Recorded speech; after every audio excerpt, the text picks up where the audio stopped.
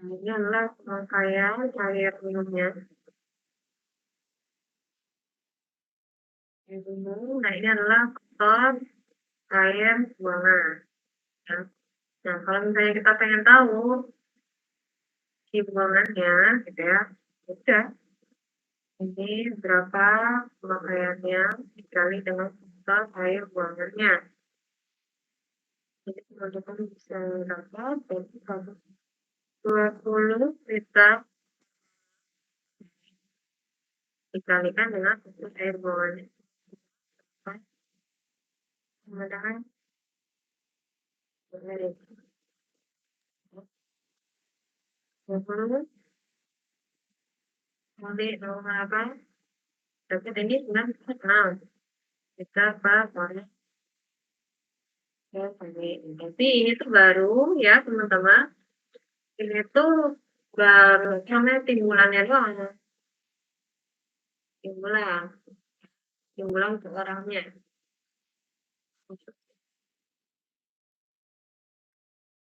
Nah, ini timbulan orangnya.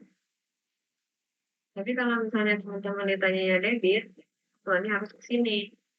Gimana caranya? Tinggal dibagi aja. Dibagi berapa? Dibagi ini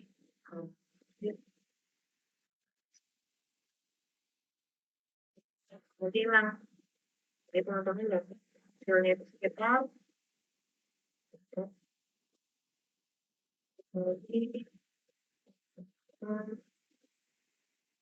jadi nanti teman-teman dapat 0,01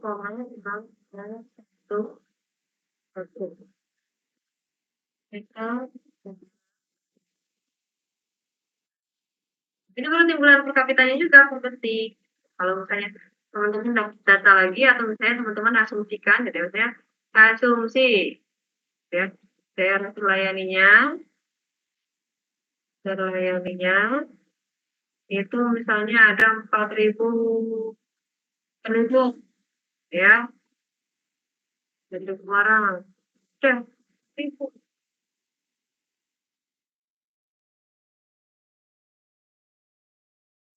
teman-teman berani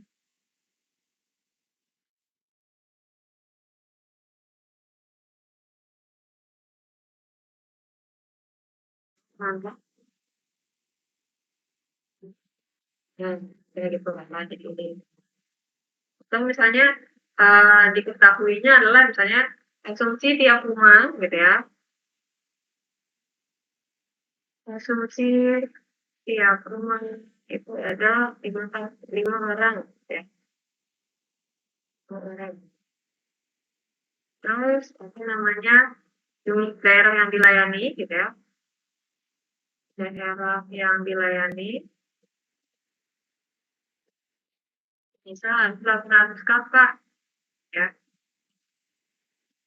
kan 800 kakak ya udah berarti kan 500 orang ya sama aja ya kayak ini jadi kayak 500 jadi tinggal dikali jadi teman-teman dapat juga sama misalnya 4.000 orang kayak gini. Jadi jangan jangan kaget gitu ya kalau misalnya saya nanyanya di sekolah yang mana, nanyanya dari kakak dan berapa ya, gitu. Yang lainnya langsung seluruhnya. Jadi kalau misalnya teman-teman juga harusnya katanya tentang itu, misalnya tentang lingkungan gitu ya. Yang Pemda diketahui ada 120 sambungan rumah. Dan dari 120 SR ini kita bisa tahu debitnya berapa. Ya benar dong, misalnya kita ambil asumsi tiap rumah itu berapa. Ya, misalnya kita pengen tahu nih debit orang adanya gimana. Kita tahu misalnya misalnya melayani 120 SR, misalnya debitnya itu adalah hanya 40 liter per detik. Jadi bisa diasumsikan kira-kira berapa orangnya. Jadi misalnya ada berapa berapa ya ini berapa gitu. Nanti kita bisa tahu timbulannya, timbulannya ini timbulan tekanan sebaliknya.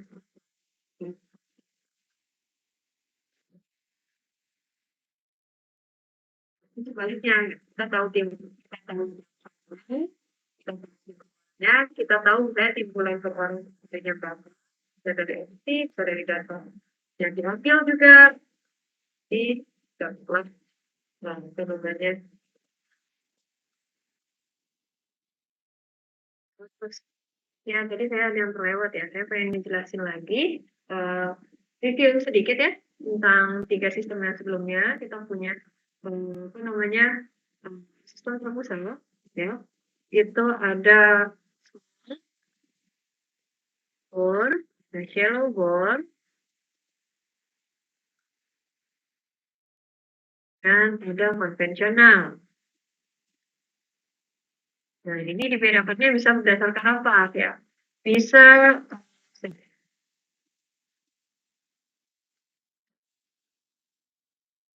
ini bisa berdasarkan ukuran kita ya. Ini lagi. Nah, ini dia melalui ST, ada small bore, ada shallow bore, dan ada sistem konvensional. Yang bedakannya ada apa? Ada ukuran pipa, ya. Ukuran pipa, terus kemudian padatan, ya, padatan prosesnya masuk ke enggak, terus kemudian cepatnya, kecepatan aliran, ya, sama kemiringan.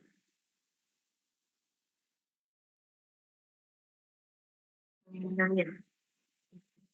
Main kemiringan gitu sih. Gimana nih dulu ya? Ukuran pipanya ini kecil, ya. Ini kecil, ini maksimal 100 ml. Jadi 10 banding 10 cm gitu ya. Gede gini lah. Udah gede banget. 10 cm itu segini ya, teman-teman. Ini tuh udah gede banget kalau misalnya di small bore. Terus kemudian, tapi dicek lagi, saya lupa di slide berapa. Kalau misalnya shallow bore gitu ya, ini sekitar bawah 100 ya. 100 gitu ya. Nah, ini bisa dari 100 ml ya sampai terus gitu. Ya, intinya semakin apa namanya? Semakin konvensional. Maksudnya yang ini itu akan paling besar. Ini cek lagi yang mau. Terus untuk padatan, ini sudah ada padatan, ini ada padatan, ini ada padatan. Terus untuk kecepatan aliran pipa, gitu ya. Ini namanya kecepatannya, gitu ya. Nggak usah suara bersih. Ini nggak suara bersih. Ya. Nah, ini 0,5 meter second atau setengahnya dari sebuah bersih ya. Setengahnya kecepatan apa namanya sebuah bersih. Terus kalau misalnya ini kecepatan sebuah bersih yaitu 1 meter per second sampai 3 meter per second.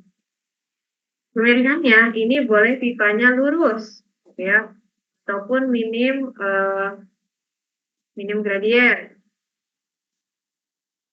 Kalau misalnya shallow, dia itu apa namanya? Ya shallow itu ada gradiennya, gitu ya. Tapi minimal itu tuh harus bisa mencapai kecepatan ini. Nah, kalau misalnya yang ini harus mencapai kecepatan yang ini. Jadi ini paling miring. Nah, paling miring. Terus namanya bagian kedalaman pipa ya. Kalau berdasarkan kedalaman pipa, ini kita tulis ya. Ini shallow, ini konsen, Ini kalau misalnya berdasarkan kedalamannya, ini itu nggak terlalu dalam. Ya, sini kalau nggak salah tuh berapa? Ini saya lupa. Nggak terlalu dalam itu berapa? Nggak terlalu dalam itu gitu ya. Atau pipanya bisa dibentangkan sejajar, gitu ya. Sejajar muka air tanah. Bukan. Sejajar muka tanah. Kalau misalnya ini, dia tuh meter, kalau nggak salah sekitar kurang lebih ya, saya lupa. Ini itu kurang dari 1 meter. Kita cek lagi. Nah, ini kemudian kalau konvensional dia itu bisa dalam banget, gitu ya. Kenapa? Karena tadi yang dicari adalah angle ini, kecepatan self cleansingnya di dalam. Terus kalau misalnya apa lagi namanya, uh, tentu saja kalau misalnya biaya ya, biaya. Nah ini tuh kalau biaya apa ya? Capital,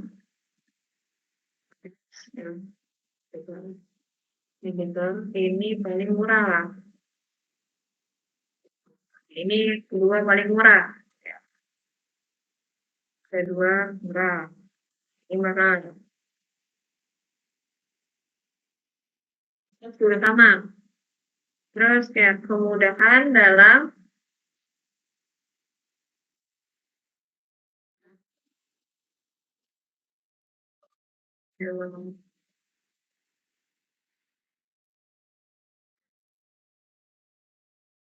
kemudahan dalam kemudahan maintenance.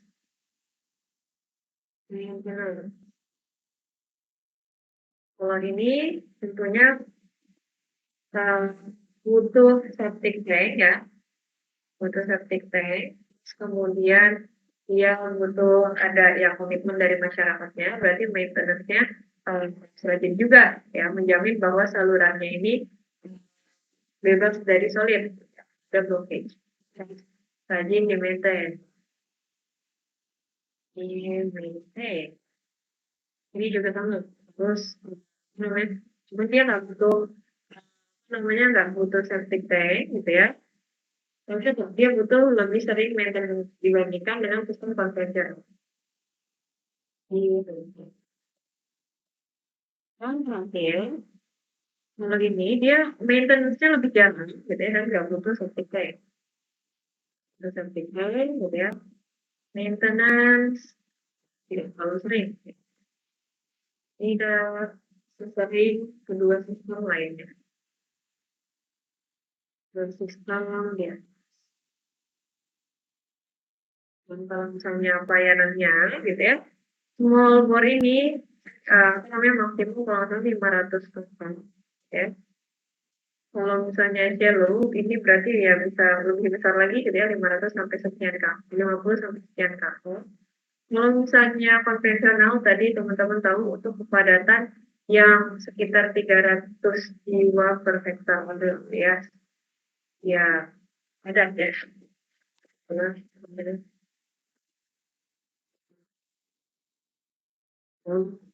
Jenis atau apa ya bisa dicari sendiri ya, tapi secara umum perbedaannya ini. Nah, ya untuk ini di screenshot sekarang aja. Kalau tulisannya jelek ya, saya kasih 10 detik untuk teman-teman screenshot. Karena yang tidak ada di slide saya yang manapun. 10, 9, 7, 6, 5, 4, 3, 2. Ya, terima kasih. Jadi udah ya teman. Nah, slide.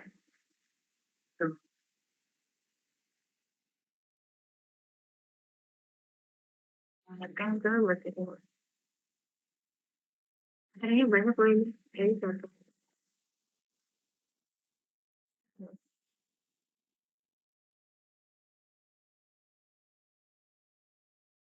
Nah, sebelum lanjut seri selanjutnya ada yang mau bertanya terlebih dahulu terkait dengan sistem onsite dan offsite, teman-teman?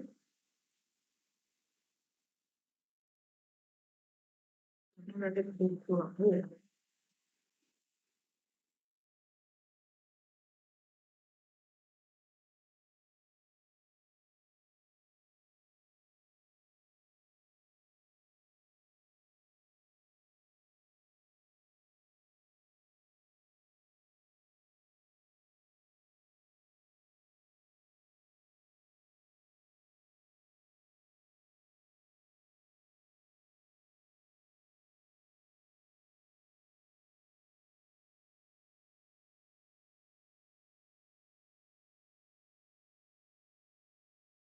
Dan ini untuk sistem perencanaan. Jadi kalau apa namanya kemarin kita baru belajar sistemnya, itu sistem apa namanya rusak, apa itu sistem rusak. Nah, sekarang tuh udah mulai ke perencanaan. Ini agak teoritis, bukan punya apa namanya membosankan menurut saya. Jadi udah poinnya atau misalnya kita ikut.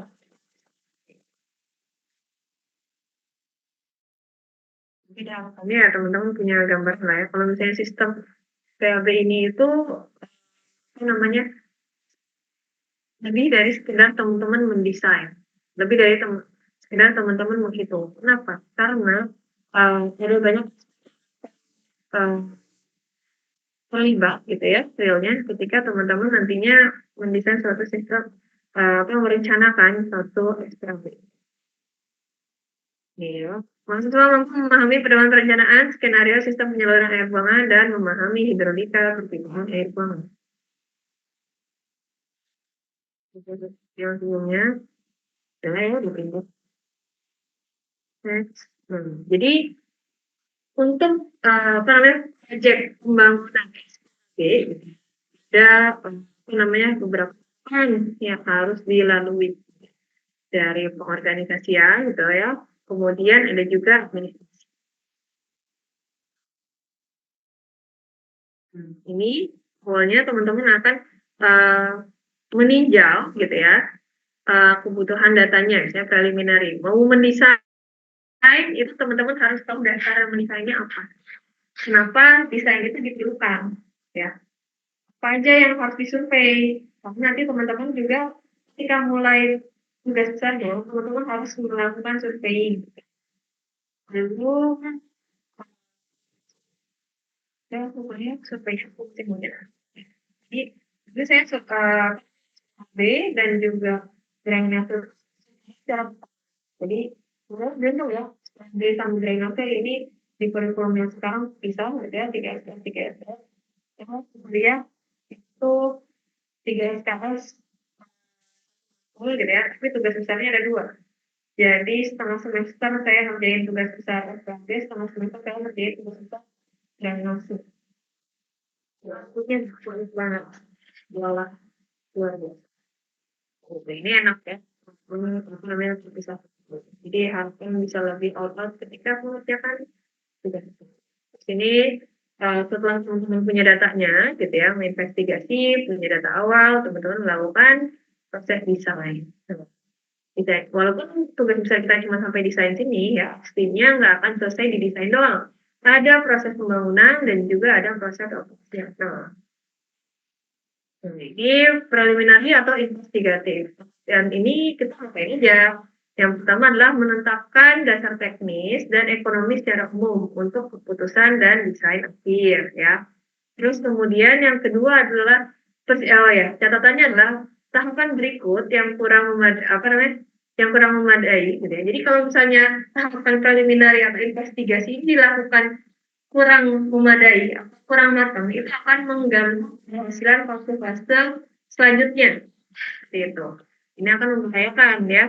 Kenapa? Dan juga apa namanya membahayakannya seperti apa? Bisa jadi proyeknya nggak beres, atau bisa jadi proyeknya beres tapi nggak mendapatkan output yang kita inginkan. Ya.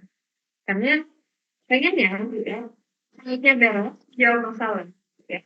Terus kemudian biayanya pas jangan sampai kayak misalnya kita melakukan apa namanya ketika salah di survei di awal gitu ya pengumpulan data dan lain-lain gitu ya Sehingga pasti ketika di tengah-tengah, oh ini nggak bisa jalannya kayak gini, kayak gimana.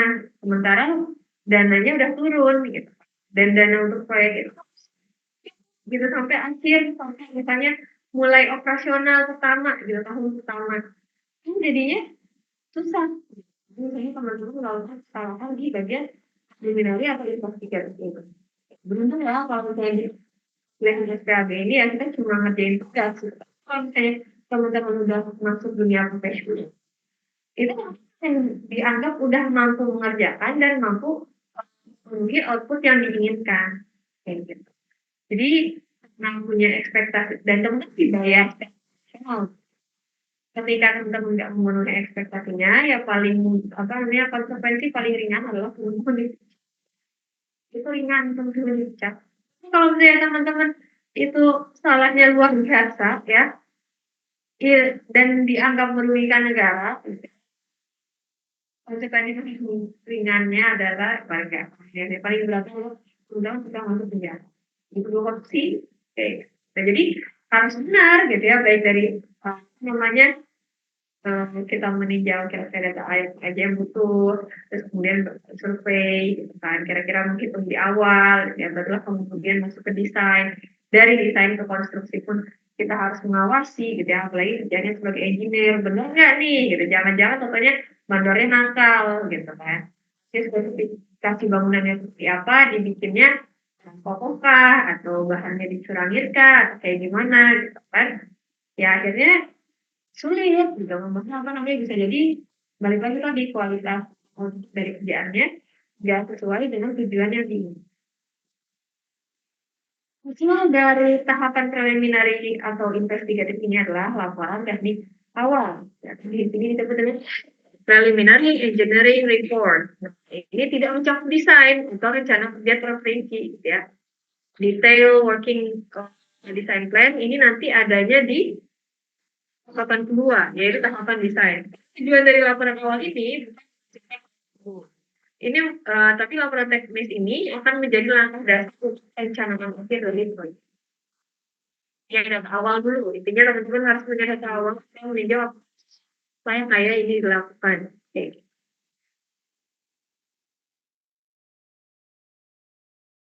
Nah, seperti pas ini, gitu ya, umumnya dirangkum dalam sebuah laporan teknis yang mencakup ini mah hanya apa namanya ya teknis laporan aja ya teman-teman ya.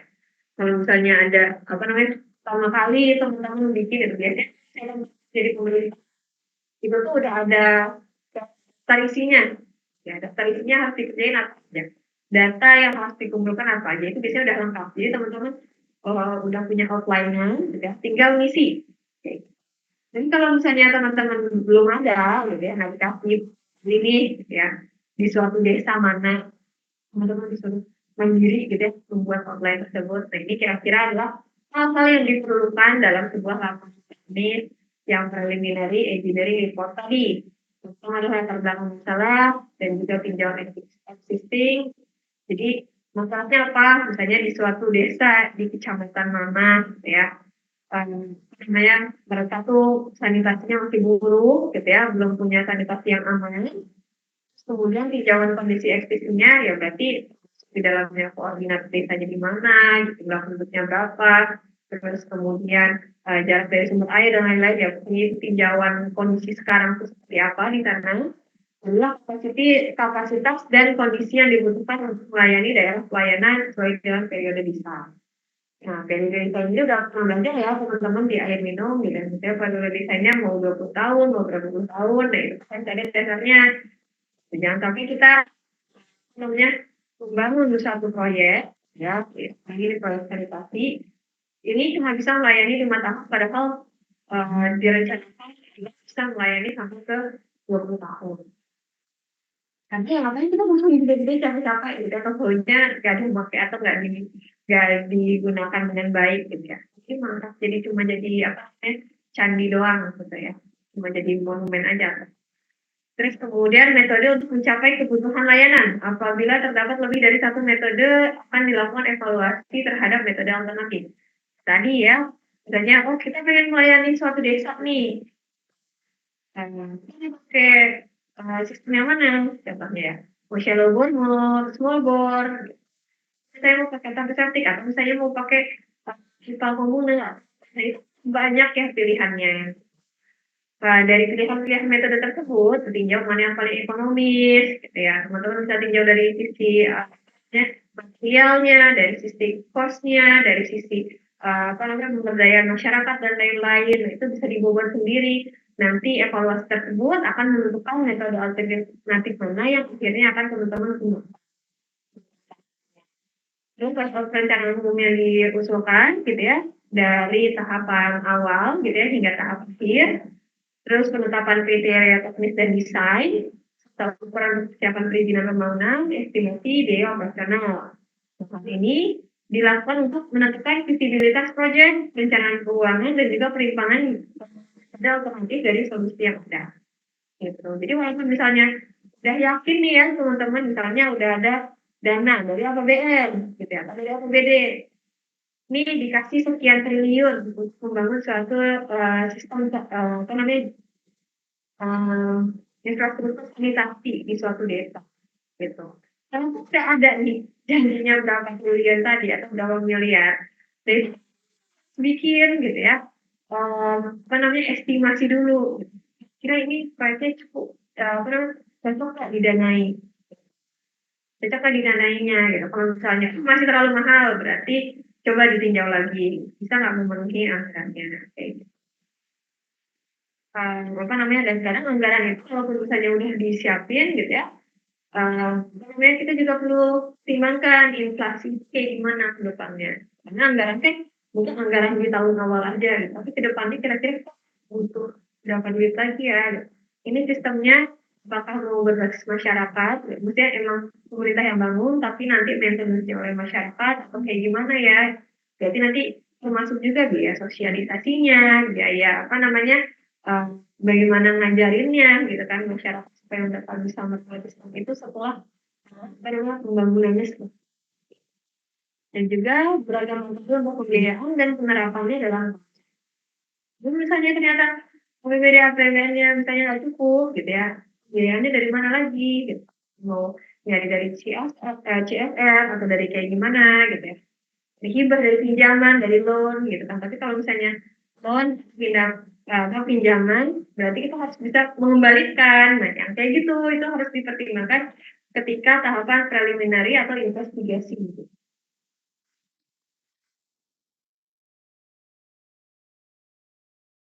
Nah, ini apa namanya? Kan apa gitu ya. Nah, itu adalah maksudnya sampai 4 gitu ya. Nah, ini merupakan tahap kedua yaitu elaborasi perencanaan awal dari data yang kita punya dari laporan preliminary engineering report-nya gitu ya. Kita lanjutkan lagi gitu, kita detailkan lagi. Akhirnya diperoleh rincian yang dibutuhkan untuk membangun proyek. Oh iya, tadi sebutin ini ya juga ya, kriteria desain dan lain-lain. Karena kriteria desain itu udah ada aja gitu. Kan kita udah punya standarnya atau belum? Misalnya udah ada SNI-nya, prosedurnya atau udah ada apa namanya rencana teknis yang dari kementeriannya kah atau misalnya pemerintahnya, nah itu udah bisa digunakan aja. Jadi nggak mesti semuanya ditentukan oleh kitanya sendiri gitu. Kadang udah ada apa namanya template ya, udah ada aturan di atasnya yang mengatur tentang itu. Aturan atau rincian teknisnya dari pemerintah yang sehingga seluruh diperoleh seluruh rincian yang dibutuhkan pembangunan proyek. Fase desain proyek, perencanaan SPAB akan berakhir dengan penyelesaian spesifikasi dan perencanaan pembangunan. Spesifikasinya misalnya fondasinya terbuat dari apa, bahannya apa gitu dan juga ya pokoknya sampai apa namanya depannya itu seperti apa itu udah selesai berarti ya udah ada spesifikasi dan perencanaan pembangunan. Dokumen-dokumen tersebut membutuhkan dasar untuk kegiatan pemberian membentuk dasar untuk kegiatan pemberian dan kinerja proyek sehingga perlu direncanakan dengan jelas dan tegas. Jadi ya misalnya untuk membangun mencetaknya kah, membangun salurannya kah, butuh pipanya berapa meter, kan pipanya tentunya dari awal sampai akhir pasti beda ya diameternya ya. Pipa yang untuk sambungan kecil, sedangkan lipat terima dari berbagai sambungan itu akan besar, butuh berapa nya, nya aja, gitu. Harus dirancang serinci mungkin, gitu. Karena apa? Nantinya akan jadi dasar jika dilakukan tender. Ini pembelian dan juga kinerja proyek. Jadi dilihat, apa namanya, perusahaan mana nih yang nawarin apa namanya, IPA atau apa dengan spesifikasi berikut dengan harga yang paling murah. Misalnya harga yang bagus sesuai dengan spesifikasi. Kayak gitu. Nah, nanti construction atau pembangunan. Nah, di fase ini mencakup proses pembangunan proyek yang berdasarkan rencana dan spesifikasi yang sudah disusun. Tahapan ini dilakukan apabila kegiatan sebelumnya telah dilakukan secara menyeluruh. Berarti yang ininya harus sudah oke, gitu kan. Walaupun kadang saling berkesinambungan desain sama construction itu. Misalnya ketika lagi construction, nggak bisa nih, apa namanya, desainnya kalau seperti ini, akhirnya nanti malah nggak jalan, gitu. Misalnya air limbahnya malah ngendap atau malah keblok, gitu kan. Berarti harus ada penyesuaian lagi. Ya, penyesuaian itu yang dilakukan ya selama konstruksi juga. Asal tetap diperbolehkan, asal tetap menuju goal utamanya. Jadi atau outcome-nya harus sesuai dengan tujuan dari proyek. Dan terakhir adalah operasi. Jadi setelah semuanya terbangun, baru dilaksanakan operasi, gitu, dijalankan. Benar nggak nih bisa ngalir kayak gitu. Air limbahnya dengan baik.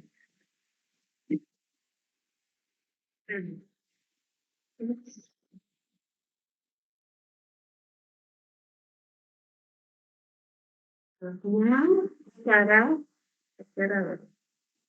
fase pengembangan proyek. Jadi kalau misalnya kapasitas, susunan, dan rincian PAB tidak mencapai kepuasan, ya. Nah, jadi kapasitas, susunan, sama rincian PAB itu harus bagus dulu, gitu. Kenapa? Kalau enggak, ya kalau misalnya kita nggak sampai memperoleh hal yang baik, gitu ya, diulang lagi proses preliminarinya atau investigasi. Gitu. Jadi harus bagus ya, harus benar-benar apa namanya survei, namanya preliminary atau investigasi itu harus dilakukan dengan pendekatan yang sebaik-baiknya. Teman-teman mungkin mikir yang paling mahal itu konstruksi. Iya, konstruksi itu mahal, gitu ya. Tapi jangan salah, proses surveying, gitu ya, itu juga seringnya mahal. Kenapa? Karena data yang diperlukan biasanya banyak, gitu ya. Terus kenapa banyak? Karena pemerintah biasanya data sekundernya jelek, gitu ya. Mengandalkan BPS doang, nggak bisa, gitu ya. Karena bisa jadi adanya ketimpangan data dari BPS dengan apa yang terjadi di lapangan. Jadi kita harus selalu cross check. Sementara kalau kita banyak cross check di lapangan, gitu ya, berarti kita butuh surveyor yang banyak. Kita butuh instrumen surveinya juga. Surveyor dibayar, gitu kan, orang yang bikin instrumen survei juga dibayar, dan lain-lain. Nah, itu butuh cost, gitu ya. Dan harus, apa namanya, benar gitu timelinenya. Jangan sampai surveinya udah selesai, data yang nggak dapat, gitu. Akhirnya gimana? Harus survei ulang, gitu. Survei ulang berarti ngolong lagi kerjaannya, nambah waktu lagi, gitu ya, nambah biaya lagi. Karena itu nggak. Jadi sebisa mungkin survei itu belum secara efektif. Kalau misalnya bisa dapat data sekunder yang bagus, alhamdulillah. Tapi secara umum gitu ya, bisa. Terus laporan teknis awal dan estimasi pembiayaan yang merupakan hal penting untuk mengamankan perencanaan anggaran. Dan kalau tersebut, pasti pengembangan proyek selanjutnya akan beresiko tinggi. Bisa yang butuh spesifikasi dan perencanaan yang disusun dengan tidak benar akan mengakibatkan kebingungan dalam pembangunan. Pembiayaan yang lebih tinggi, kegagalan proyek, mencapai fungsi yang diinginkan, kegagalan struktur, dan hidrolis dari proyek. Jadi, semua fase ini sambungan. Kalau misalnya survei jelek, atau preliminary investigasinya jelek, gitu ya, nanti laporan teknisnya bisa jadi ngaco, gitu ya, bisa jadi ngawur. Terus laporan teknisnya ngawur, estimasinya nggak benar, gitu ya. Nanti ketika lagi pembangunan, contohnya biayanya habis lah apa, gitu ya. Dan terutama harus dipertimbangkan juga biaya tukang, gitu. Kalau misalnya kita membangun di musim hujan, gitu kan, kemungkinan akan banyak hari-hari di mana pembangunannya terhenti. Gitu. Jadi udah di ini nih, misalnya diminta kerjanya berapa hari, ya itu gimana? Kalau proyeknya molor gimana? Kemudian desainnya kita punya data, gitu ya, kita punya apa namanya laporan teknis, tapi kemudian desainnya nggak benar, spesifikasinya salah, kemungkinan ya ketika pembangunan itu akan ada banyak masalah. Ya tadi ya, kegagalan struktur dan kegagalan hidrolis dari komponen.